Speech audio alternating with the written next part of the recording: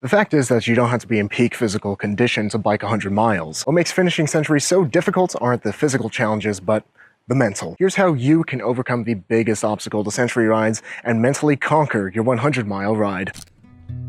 What's up? I'm Zach Gallardo. Life is short, but don't make it shorter, so ride your bike every day to be reasonably dangerous. Subscribe to watch Fixie videos just like this one every week. Most of what you can do to increase your chances of completing a Century takes place before you even leave the house. Here's what you'll need to do before the ride to give yourself the motivation that you'll need to crush your Century. You'll need to set out with the right intentions. Before tackling a grueling Century, you need to check with yourself if you even want to do it in the first place. Biking 100 miles for the sake of biking 100 miles is fine, but without a deeper reason for doing it, you're going to be likely to quit.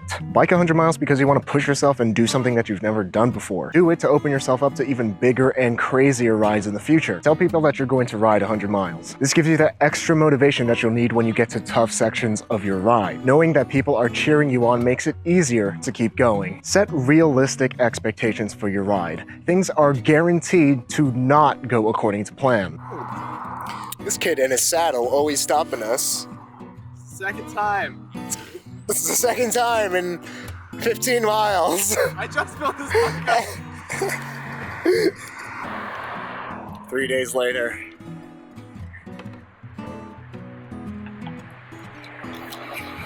Bring a basic toolkit to fix flats and adjust your bike, bring money, and bring a phone. Having contingency plans ready will put your mind at ease so you can focus on completing your Century. Know that whether you're riding your first Century or your 21st Century, riding 100 miles is difficult, especially if you're doing it solo or fixed or both. There's the ugly middle where you'll want to quit, but once you push through, you'll find new motivation to keep riding. Then there's the last 20 miles, which are just as difficult as the first 80 miles. Remember that the pain is only temporary and that having a Century under your belt is well worth it. And remember, as difficult as Centuries are, you're riding your bike on your own time. So above all else, have fun with it. Plan your route to somewhere that you're excited to go. Whenever I do my Centuries, my destination is always visiting someone that I care about. This way, they'll cheer me on because they're expecting me and we'll have a reunion at the end. For my last Century, I biked from Sacramento to Oakland to visit my siblings that I don't get to see often anymore. Quitting is not an option this way. Make the route scenic since you'll be spending 8+ hours riding it. Ride to explore new places over varied terrain to keep the ride interesting. Be sure to make your route stop by places that you want to visit. I like going through cities so I can eat Mexican food because I freaking love Mexican food and it gives me the energy and motivation that I need to keep on riding. If the ride is interesting, your mind will be too occupied to think about quitting and you'll have more fun. Once you plan your route, you'll need to know every turn, every foot of elevation gain, and every spot with heavy traffic. Know your route like the back of your hand. Getting lost is a huge motivation drain, especially when you need to be conserving as much energy as possible to ride. Know your route by heart because batteries die and GPS often makes cyclists take stupid routes with more traffic, more climbing, or tons of broken glass and thorns. Google Street View is your friend. Intimately know your route so you can always be on track to completing your 100 miles. Once you're feeling excited and start pedaling for your first Century, that's when the mental battle really begins. 100 miles feels impossibly far on a bike, but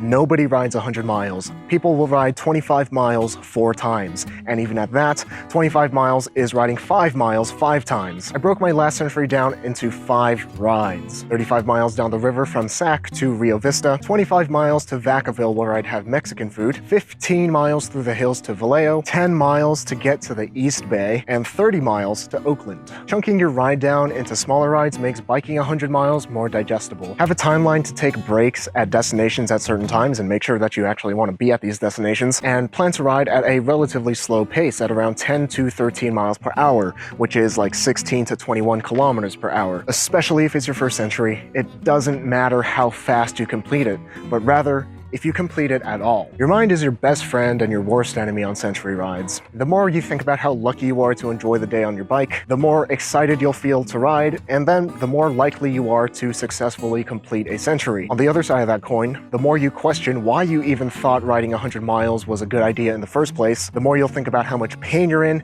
and the more likely you are to fail your century. Keep your thoughts in check by keeping your mind engaged or distracted. I can only mindlessly pedal for so long until I start questioning why I'm even pedaling in the first place. To stop my mind from going down that rabbit hole of negative thoughts, I like to listen to music or audiobooks during my long rides. A popular tactic to keep going is to look at an object down the road, ride to it, and then look at the next object down the road, ride to that, and so on. This will keep those discouraging thoughts in check and will stop you from thinking about how far away your destination is. Instead, you'll be focusing on how much progress you're making minute by minute. On the road and in the middle of nowhere, your brain can get desperate for entertainment. Do whatever you have to do to keep pedaling towards your goal. On my last entry, I had conversations with myself, I talked to herds of sheep as I passed by, and I screamed at the top of my lungs just for fun. I looked like a kook, but I finished my century in good spirits. Question of the day: what's the most challenging ride that you've done, and what made it so challenging? Let me know in the comments. Fixie famous shout out to Mikey Sincox, Jeziel, Mark Vandeventer, Durella01, Evil Ernie